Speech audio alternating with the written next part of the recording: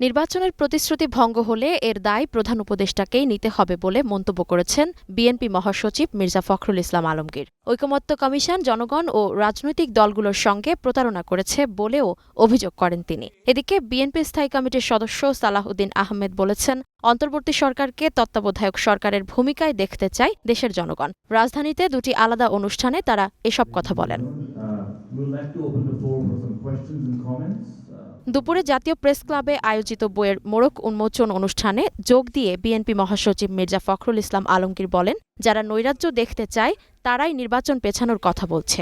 আমরা মনে করি যে সমস্ত সংকটগুলোর মূলে যে বিষয়টা আছে তা হচ্ছে যে সত্যিকার একটা গ্রহণযোগ্য একটা নির্বাচন, এবং সেই নির্বাচনের মধ্য দিয়ে জনগণের যে পার্লামেন্ট তৈরি হবে, সেই পার্লামেন্টে এই সমস্ত যে সমস্যাগুলো হয়েছে তাকে তারা সংবিধানের মধ্যে নিয়ে আসবে এবং সেগুলো সেভাবে দেশ চলবে। আমরা সেই কারণেই কিন্তু এই 5ই আগস্টের আগস্ট বিপ্লবের পরেই আমরা নির্বাচনের কথা বলেছিলাম। দেশকে বিভক্ত এবং জাতীয় ঐক্য বিনষ্ট করার ষড়যন্ত্র চলছে উল্লেখ করে অন্তর্বর্তী সরকারের উদ্দেশ্যে বিএনপি মহাসচিব বলেন, নির্বাচনী প্রতিশ্রুতি ভঙ্গ করলে এর দায় প্রধান উপদেষ্টাকেই নিতে হবে।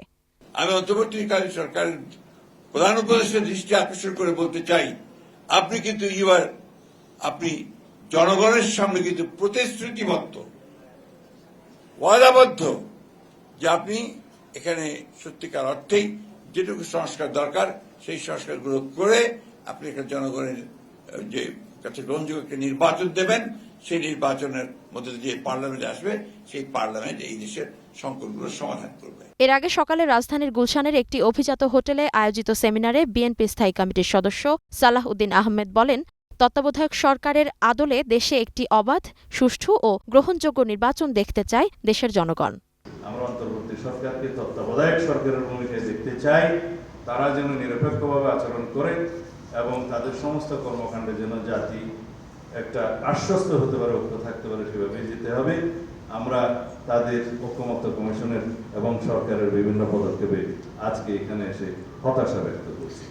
অনুষ্ঠানে বিএনপি নেতারা ছাড়াও বিভিন্ন দেশের কূটনীতিকরা উপস্থিত ছিলেন। ইসমত আরা অনু, গ্রিন টিভি, নিউজ ডেস্ক।